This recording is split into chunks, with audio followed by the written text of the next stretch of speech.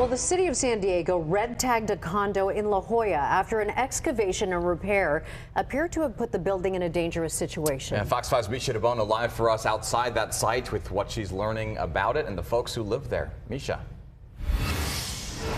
Yeah, hi, good afternoon, guys. Boy, this is an incredible sight to see the sinkhole and then the ensuing excavation of it. Absolutely massive, staggering in size. You can see they are still working on it behind me. The residents who are living here now staying at a hotel right down the road.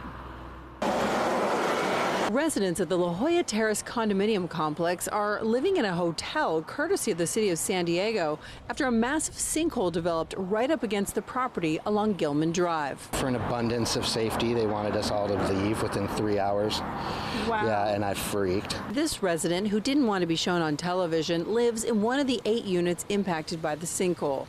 He says looking from the front of the building, the entire structure appears to be faltering. There's cracks on the outside of the building, and I've been inside the units, and there are several cracks that it's obvious. The building is leaning. The sinkhole first opened up in March. City crews determined it was the result of a failing portion of a massive storm drain pipe. According to the city, they immediately began working to repair the pipe, which is about 35 feet underground, but literally right next to the condo. That's when residents started to notice structural changes and began sounding the alarm. They started digging and shoring up the ground to fix the huge pipe that's 40 feet down in the earth. And I'm pretty sure, when you take out all that earth to put the shoring in and all that, it's sort of like one end of the building is leaning into the sinkhole. Making matters worse, when Tropical Storm Hilary hit San Diego in August with a record amount of rain, a second sinkhole developed in the same area.